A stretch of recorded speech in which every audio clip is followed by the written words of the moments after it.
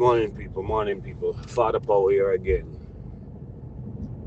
Yeah, so it's such an interesting thing. I realize that,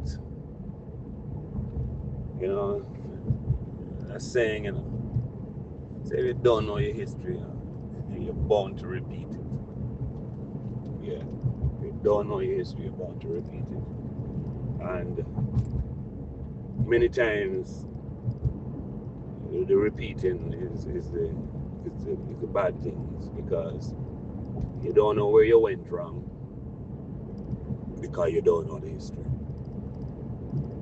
And I recognize that a lot of the people who follow politics, well, at least, you know, in this present situation with, leading on to an election, I think social media has given us a pretty good look that most people in discussing politics, they discuss politics in echo chambers, meaning they talk to people who have the same view as themselves. And so, now we're not saying all, we're just saying most. Talk to people who have the same view as themselves.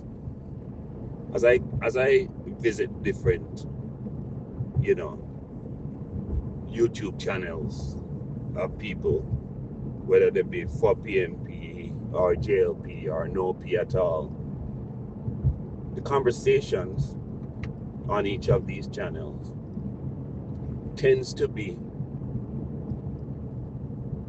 a group of like-minded individuals talking, which of course there's nothing wrong with that, because two cannot walk unless they be in agreement. The problem with that, though, is that if you never hear the other guy's arguments, you don't really know what else is happening. You cancel a PMP because he's PMP or because he supports PMP, but you don't really listen to his argument. Why it is he thinks that way? Why it is he feels that way? Is it because he's arguing from a point of not having any skin in the game? Or because he's away from the situation? I mean,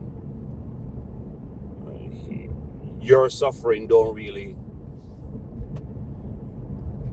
or your success don't really apply to him because he's in a different situation.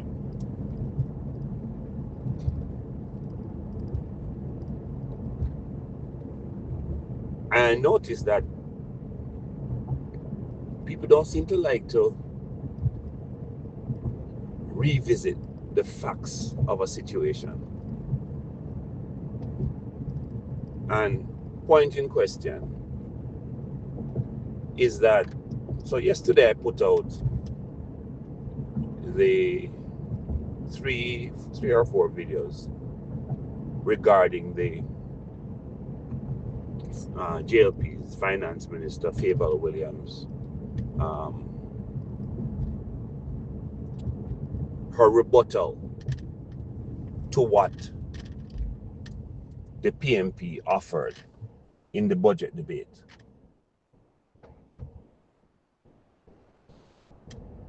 And I find it interesting that it is like people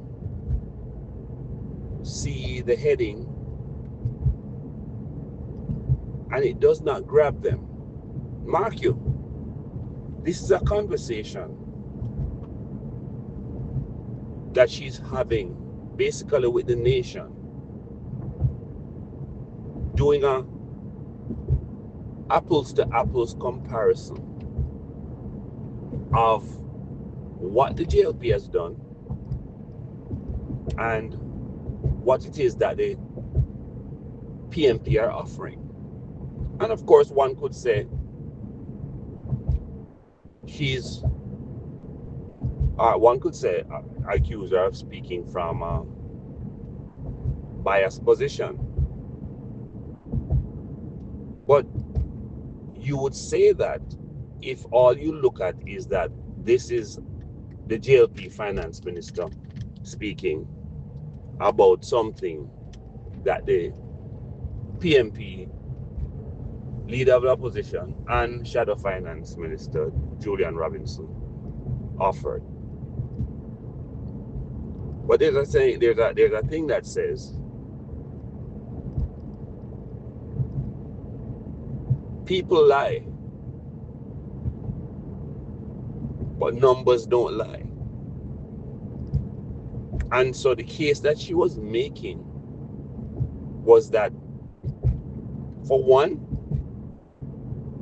they came and they criticized and they spoke about the government not doing more of things, not understanding that in order to run the country properly and to have a balanced budget, living within your means and doing the best that you can, you have to work out the numbers.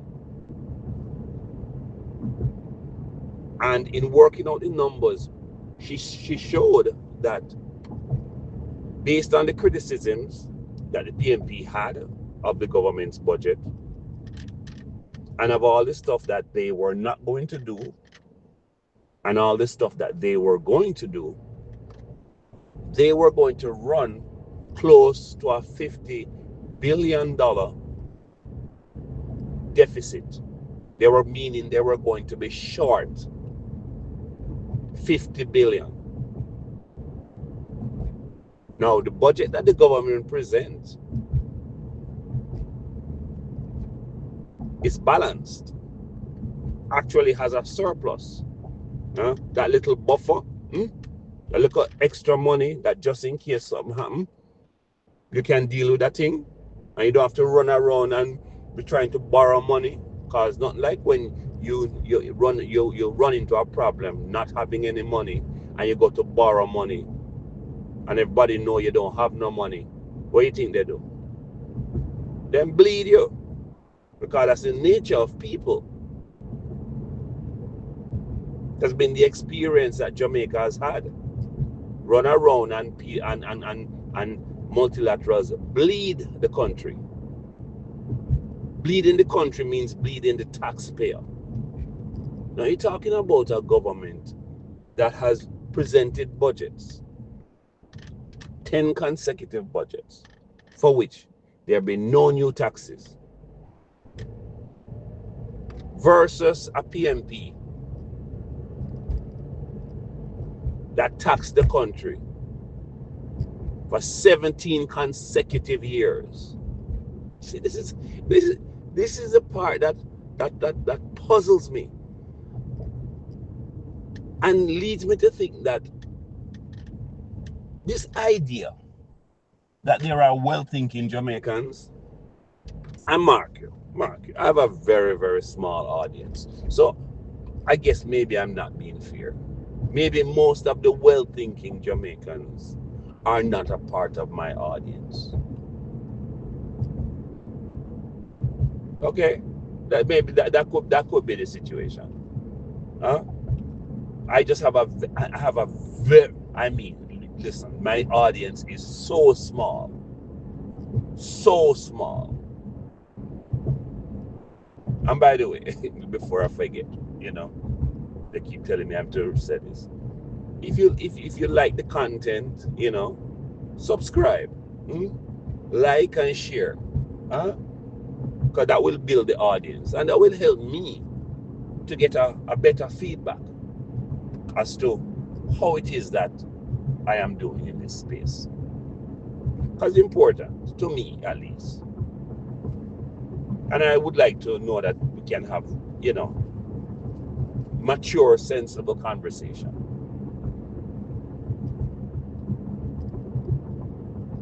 But I recognize that the attention span of people is really, really poor. And you think to yourself, I find it puzzling because, you know, all of my formal schooling is in Jamaica. Talking about you know,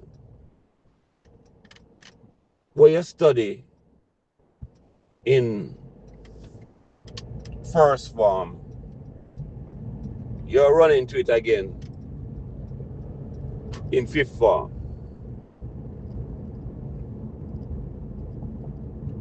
Now, when you're in first form, what you studied at the beginning of the year, you're going to get tested again on it at the end of the year.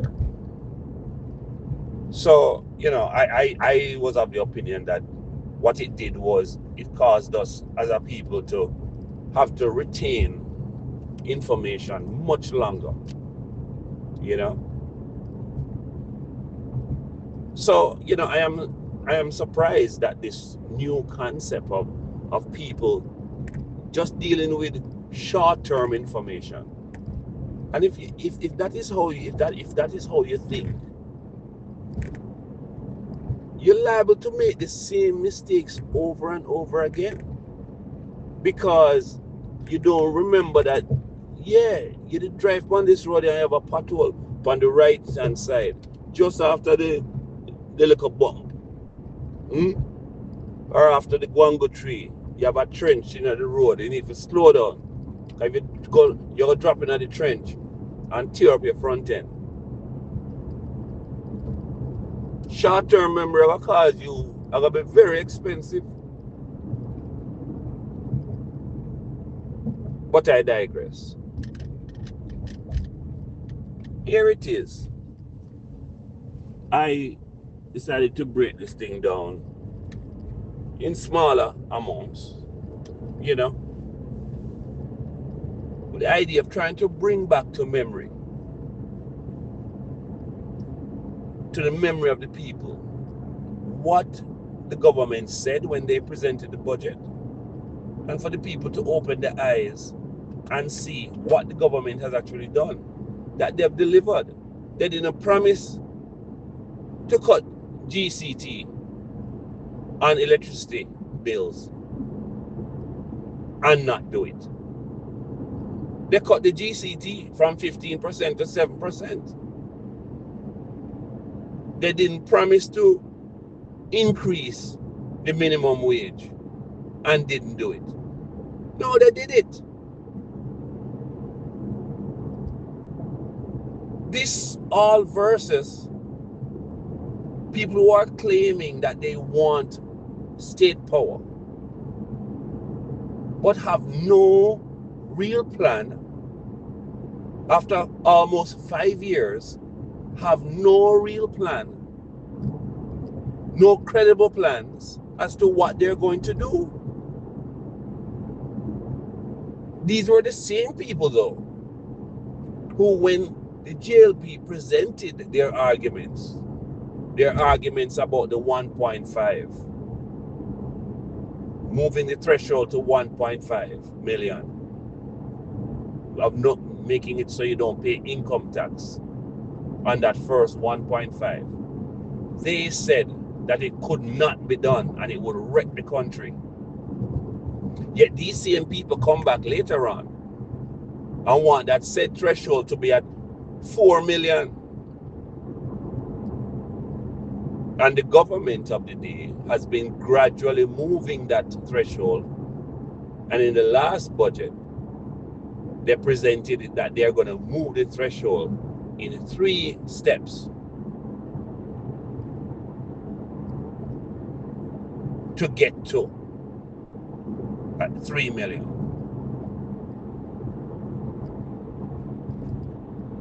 Because they believe in doing things responsibly.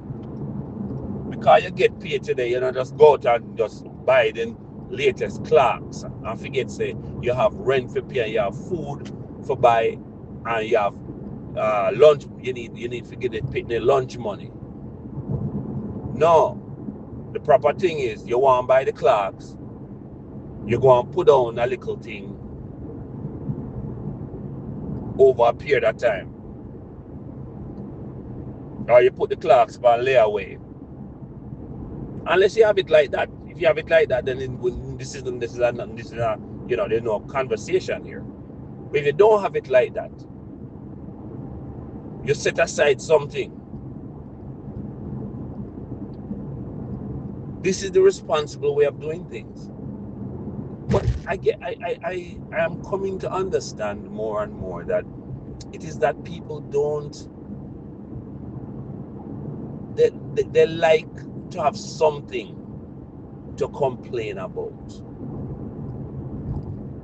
In the political discourse, them like the ray, the excitement. Like life in and of itself is not exciting enough. That they need to create more excitement. It's like them always want to be in some kind of crisis. And that is the way they move. Always in crisis mode.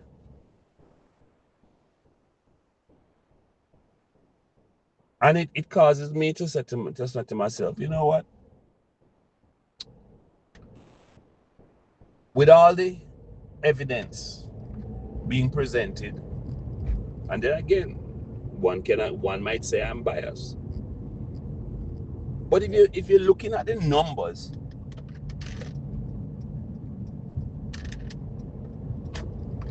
and you're doing like, Christian people like to tell you, line upon line, precept upon precept, here a little, there a little, right? If you apply that to the politics and suss out the thing, you might start to see that,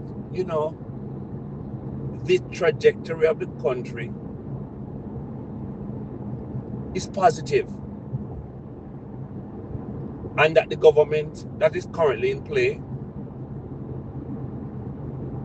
are doing a better job. I mean, your PNP people admit that the government is doing better than their own PNP people.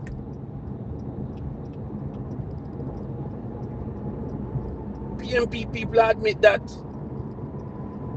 and it may be against them religion for vote for JLP. So them are making known, say, boy, them not bother vote, Make the thing go and run. Them not go block it.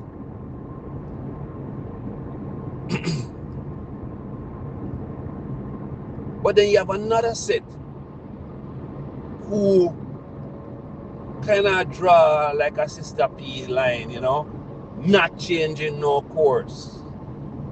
As in, them a PNP and them only go vote for PNP.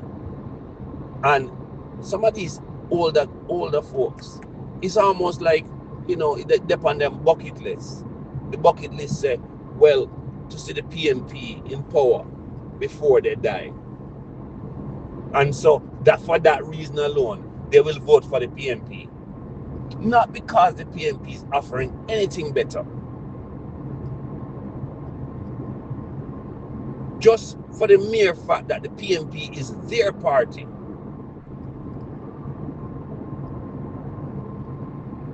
And they want to see them in power again. Kind of like burn it to the ground and rule the ashes. I mean, is this really what it's all about? I thought we wanted progress, but then maybe not. What our lips say,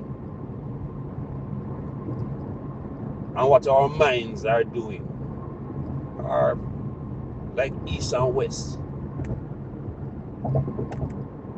I've asked the question before, who is going to run the country if we elect the PNP, who is their Minister of Finance. Because I think they come out the other day and say, I really bunting them want to give the Minister of Finance, provided him win him seat. And I dating them and look for make Minister of National Security.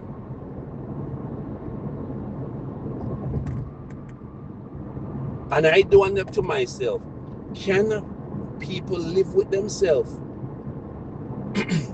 Should this manifest? Can people live with themselves? And what do you say to all the effort that has been made to keep us on track and move us forward?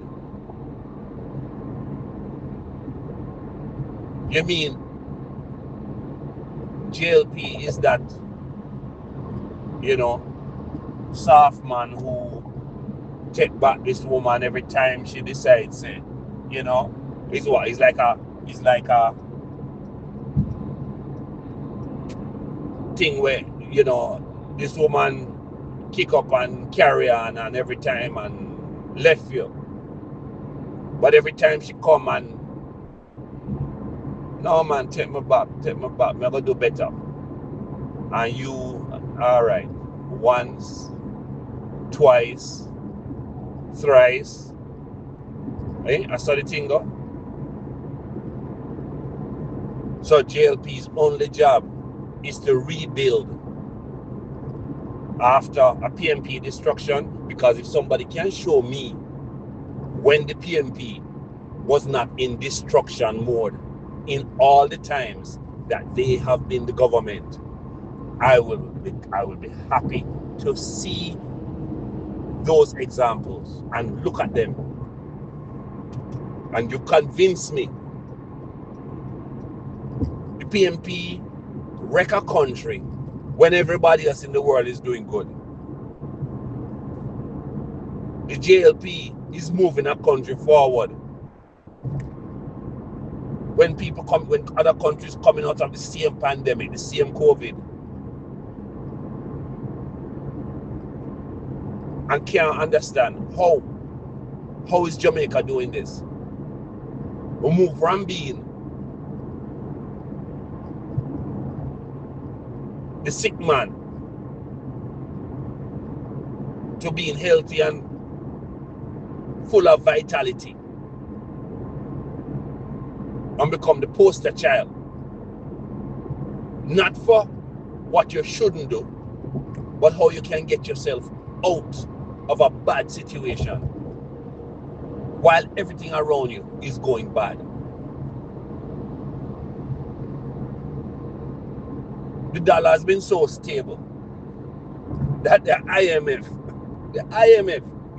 is saying, hey, Jamaica, see if you can the value your currency a little bit now.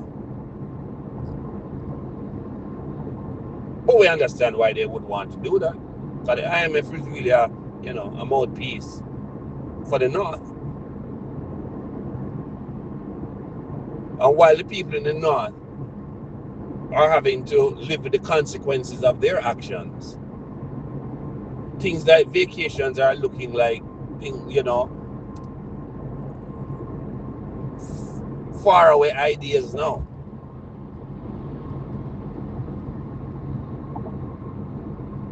But if we depreciate, devalue our currency, their money can go a little bit further.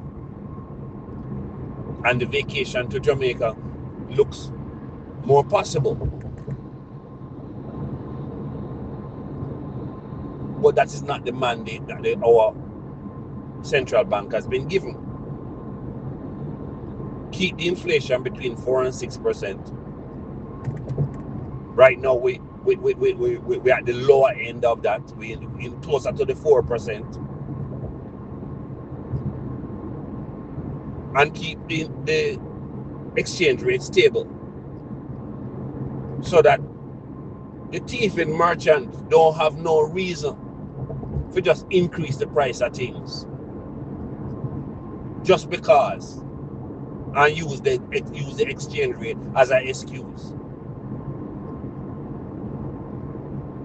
But I've said it before, and I was listening to George Davis,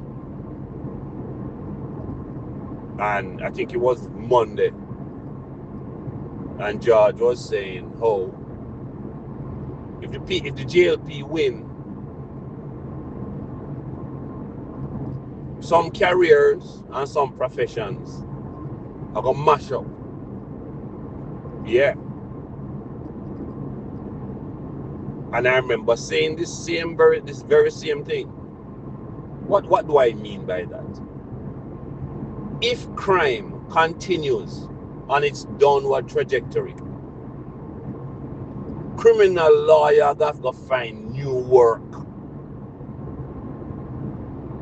If crime continues on its downward trajectory,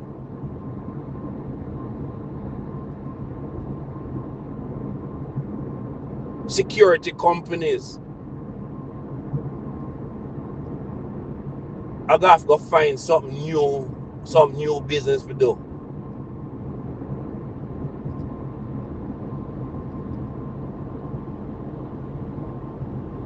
Because there'll be no need for those things.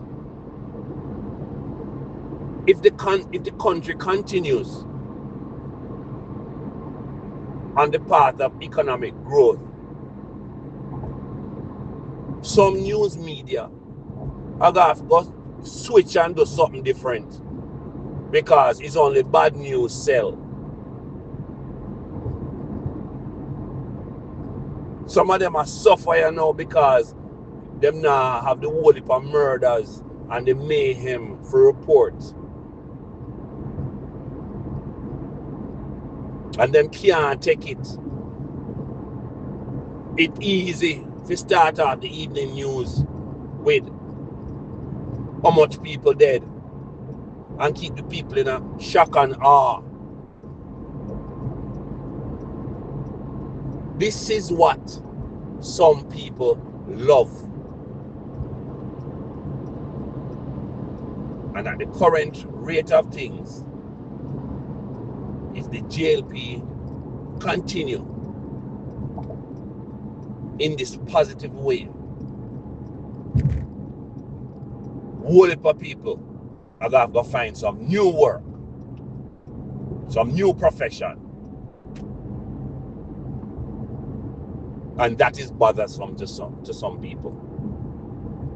When the dollar is stable and a guy can't just, as him have a mind, just jack up the price. When the people have choices and investments are flowing, when employees have choice of work, because make no bones about it, nobody love work.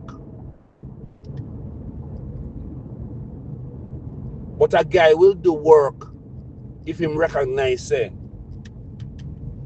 if the guy I pay him X and the next guy willing to pay him X plus, and for him think can go on better. So him money increase, but the prices not increase in the same way. And then him can take more vacations, and him can sort himself out, and him can do more investments, and him can build a better life. Yeah, them things that is problematic to the people who like to see mayhem, chaos.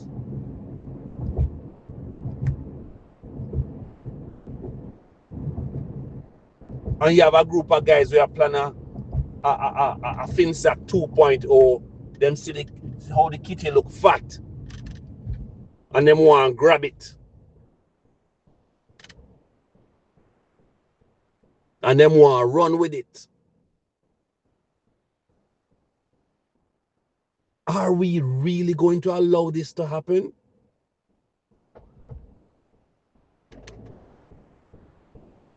I mean, Are we dealing with a bunch of simple Simon? Is that what it is? A pure simple Simon about the place?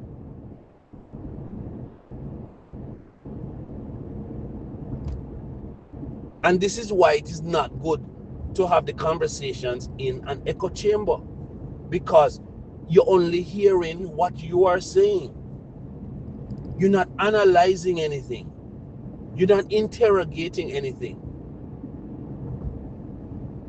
You say the sky blue, and everybody around you has said the sky blue, so the sky must be blue.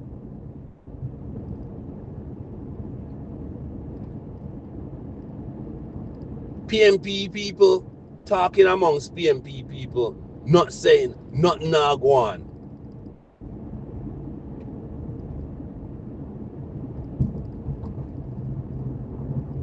And so, to change it, they need back them PNP government, which of course, they have no evidence to present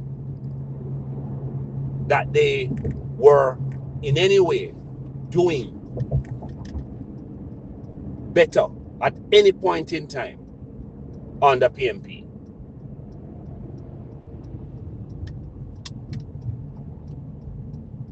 And then the JLP people in their echo chamber, boy, the thing are going good and the thing are going good.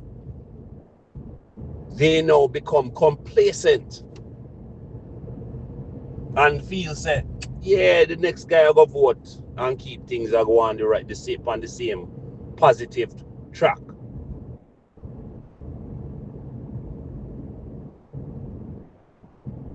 I tell you,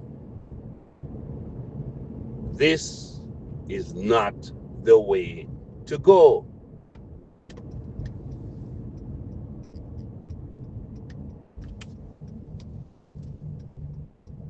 The beautiful thing is that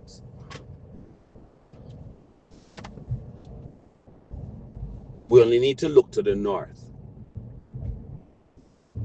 and we can see what people in the north, having made a choice, are having to live with. And make no bones about it, the things that the people in the north are experiencing, it's not like he didn't tell them what he was going to do, you know. He told them. But for some reason, they're surprised that he's doing these things.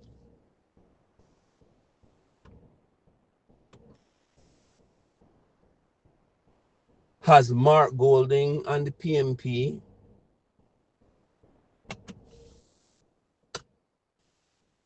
told us what they're going to do?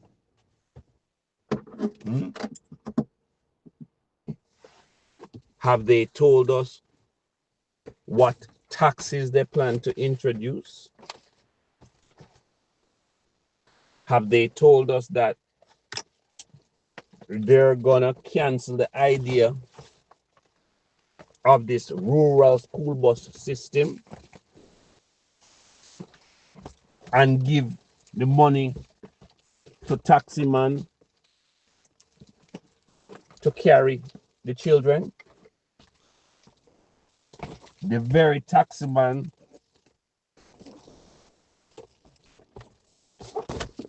that have parents worried, have they told us that that's what they're going to do? Oh, they have. And we're fine with that.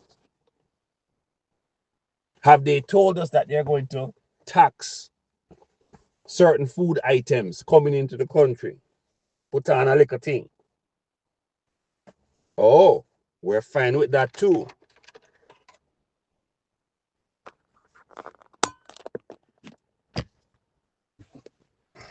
I believe it was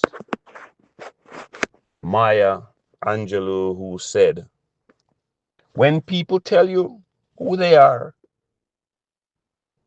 you should believe them.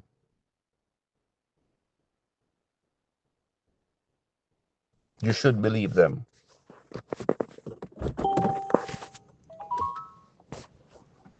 I think you guys should believe the PNP and all of what they have said they're going to do. Because if you don't believe them and you vote them in and they do just what they said they're going to do, who you gonna be mad with? Not me.